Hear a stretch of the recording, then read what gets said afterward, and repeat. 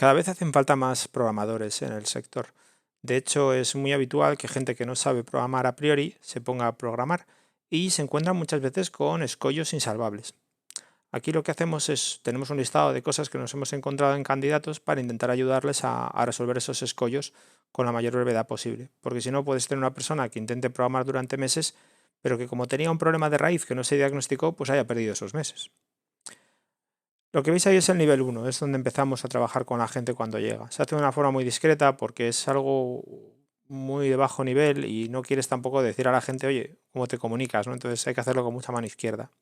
Por ejemplo, lo primero que se evalúa es la capacidad de escribir correctamente o de expresarse correctamente.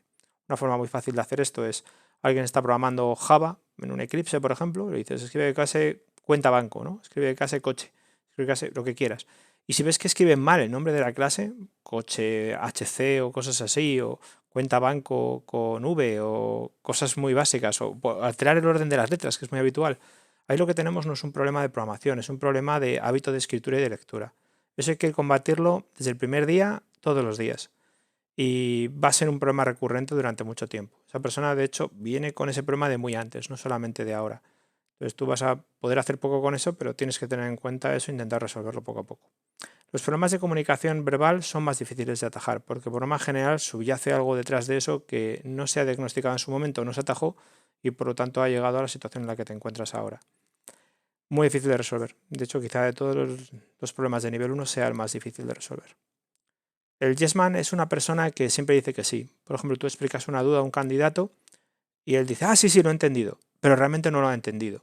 Por eso es muy importante cuando intuyas que alguien tiene el perfil de yes man, contraatacar con una pregunta sobre la respuesta que le has dado. Es decir, por ejemplo, lo típico es, explícame lo mismo que yo te he dicho, pero con otras palabras.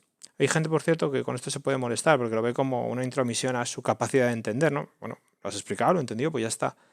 Pues eso es otra señal todavía mayor de que esa persona no ha entendido. Entonces, si te lo ha entendido, te lo tienes que explicar con otras palabras que demuestren que ha llegado a una conclusión lógica él solo en base a tu explicación. Otra cosa que hay que tener en cuenta es el tema de las notas. Un problema muy habitual es que cuando llega la gente coja un cuaderno, empieza a escribir en el cuaderno linealmente. Entonces tú explicas algo de programación, lo pone aquí. Algo de metodología, lo pone aquí. Algo de antipatrones, lo pone aquí.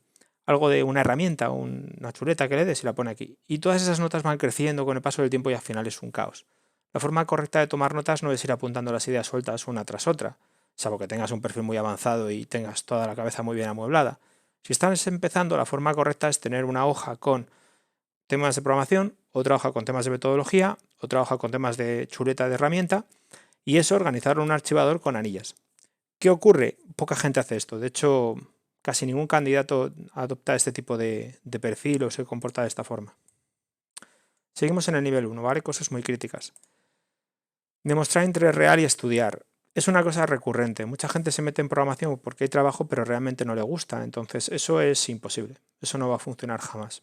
¿Por qué? Porque no te estás mirando las cosas por las tardes, no pasas a limpio las notas, los programas que haces en la oficina luego no los miras en casa nunca o el fin de semana no repasas antes de ir el lunes.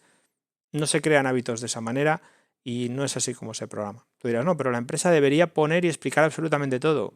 No, no digo que en la época del COBOL en los 90 fuera así, pero a día de hoy eso no funciona. Tú tienes que demostrar una autonomía importante para ser capaz de resolver tus problemas. Escuchar más que hablar es otro antipatrón muy habitual. Yo siempre me gusta la regla del 50%, ¿no? Si hay dos personas, pues deberían hablar el 50% a las dos. Si hay tres personas, 33% y así sucesivamente.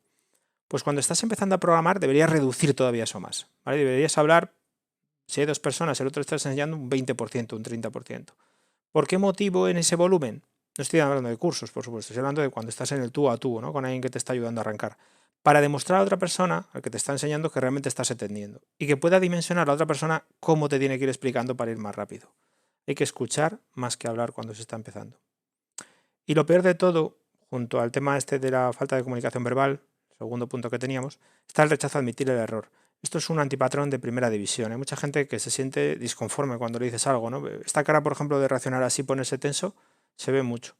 Y tú se lo estás diciendo educadamente y tal, pero hay gente que tiene un rechazo al error. Hay gente que no le gusta eso. Y eso subyace muchísimo a cosas que van más allá de lo que se puede hacer en unas prácticas o en una persona a corto plazo. Entonces ahí no tiene solución, a menos no que yo conozca. Pasamos al nivel 2. Nivel 2 sería, vale, la persona ya, pues oye, Todo lo básico está resuelto. De hecho, con muchas personas el nivel 1 ni siquiera se plantea. O sea, viene uno por la puerta, dice 3 cosas y dice, vale, esta es una persona que no tiene problemas a nivel muy básico. Eso es lo ideal, por cierto, porque significa que tienes base para construir a partir de ahí. Nivel 2 sería programación de sentido común. Por ejemplo, tabular el código, ¿no? A ver, tú no necesitas haber programado para saber que debes tabular el código. Porque cuando escribes un párrafo, el párrafo lo escribes intentado y luego hay avance de línea, hay separación de línea 1,5, 1,15, o sea, son cosas de sentido común, ¿no? Pues mucha gente lo tiene y gente que lo tiene que desarrollar. En cualquier caso, se puede coger con el tiempo, o sea que no es un problema muy grave. De hecho, todo lo que vais a ver en el segundo nivel no es más grave que lo del primer nivel. Los principales escollos están en el nivel 1. Lagunas en conceptos técnicos, no hay ningún problema. Mucha gente los tiene. Por ejemplo, ocurre mucho que cuando la gente empieza a programar en programación orientada a objetos, por poner un ejemplo, que es lo que más hacemos aquí, pues no entiende bien el concepto de herencia. O dice, no, una clase hereda de otra. Sí, pero ¿qué implicaciones tiene? ¿Pueden los interfaces heredar unos de otros? ¿Qué sentido tiene entonces la diferencia entre herencia de clases y el tema de los interfaces? ¿Qué hay ahí, no? Pues esas dudas muchas veces hay que resolverlas. Por ejemplo, el tema de los hilos, el tema de las estructuras de datos, un array list versus un árbol, cosas así, ¿no? Aquí aparece otro antipatrón, que es el OKman. El OKman no es peor que el YesMan, pero también es un problema grave. Es una persona a la que tú le estás dando, por ejemplo, un requisito y él dice, ah, ok. Tú dices, vale. Y luego vas preguntando, siempre te dice, no, todo ok. Y 6 semanas después te da feedback y no tiene nada que ver con lo que habías pedido el primer día, ¿vale?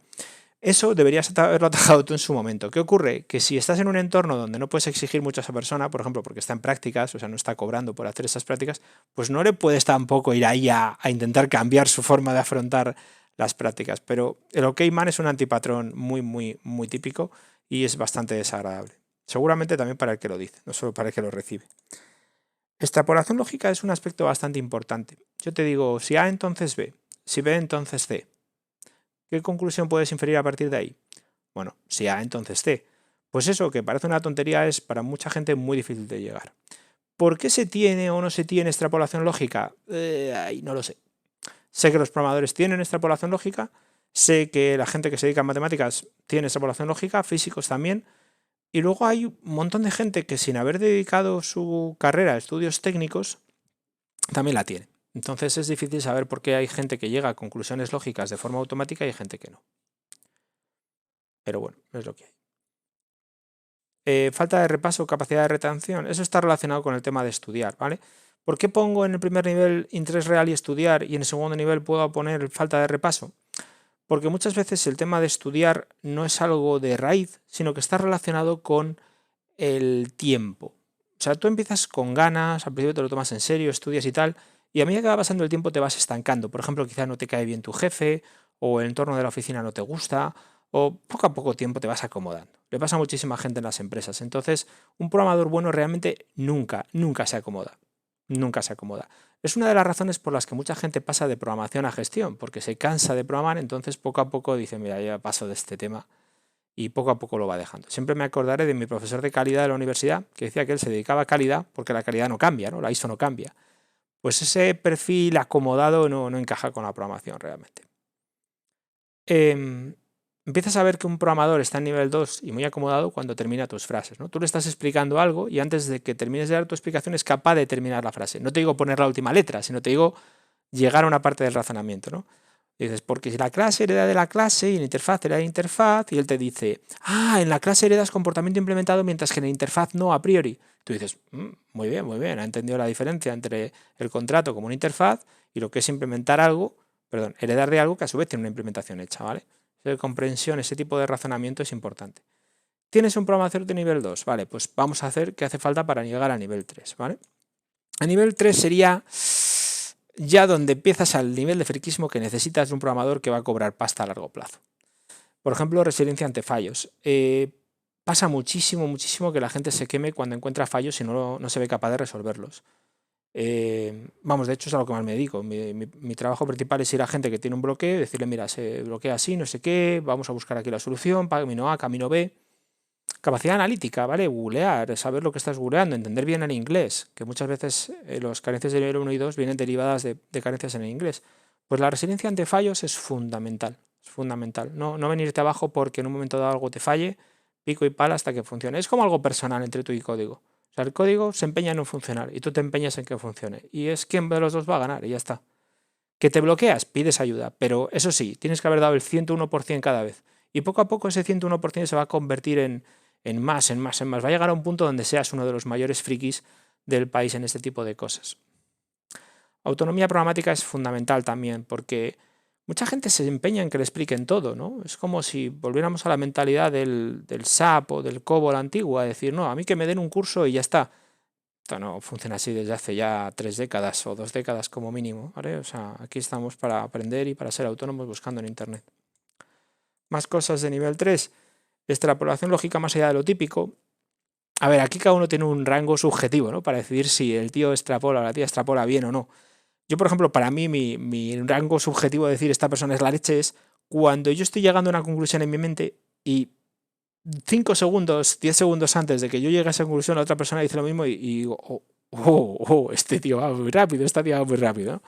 Eso es genial porque significa que esa persona está llegando a una extrapolación lógica de alto nivel. O sea, es capaz de llegar a conclusiones nuevas sobre algo que realmente no tendría por qué haber llegado. Todo esto, por supuesto, tomado un poco con hilos, es muy subjetivo, ya lo sé. Luego, cuando el programador llega antes que tú a la conclusión, está relacionado con lo anterior, porque una cosa es extrapolar lógicamente y otra cosa es verbalizarlo, es decir, ser capaz de decirlo y ponerlo en una frase.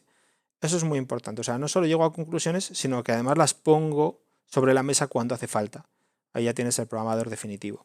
Cuando una persona cumple todo esto que estoy poniendo aquí, pues al final ya tienes un programador real, ¿vale? Un programador nivel 4 es una persona que no tiene carencias, es una persona que no se bloquea, es una persona que llega a conclusiones de forma obvia. Por ejemplo, hace poco tuvimos un chaval hablando del tema de extrapolación lógica, donde le estoy explicando el tema de los controladores de la capa web, ¿no? Digo, un controlador web es como un servlet, porque él conocía servlets. Ah, vale. ¿Y qué diferencia tiene? Digo, hombre, son de más alto nivel de abstracción y te simplifican el procesamiento de los parámetros cargándolos directamente en variables. Y dice, entonces no te tienes que pegar con la cabecera HTTP. Y dices, vale, está extrapolando. Correcto, no hace falta. Y dice, pero supongo que si además lo necesitas, vas a poder pillar la cabecera HTTP. Y dices, +1. O sea, esa persona ya no solamente llega a lo obvio, va más allá. Y sabe que aunque la API sea a alto nivel, te va a permitir a bajo nivel. Porque ha visto que otras APIs que trabajan a alto nivel te permiten llegar a bajo nivel. Bueno, pues eso sería un poco todo. Si os encontráis en algún momento intentando empezar a programar y encontráis problemas en la primera capa, esto casi nunca hay que atajarlo en el momento de programar. Hay que atajarlo fuera de la programación. Si estáis en el nivel 2 y tenéis esos problemas, sobre todo estudiar es lo más importante que podéis hacer. Poco más, espero que os haya resultado útil. Muchas gracias.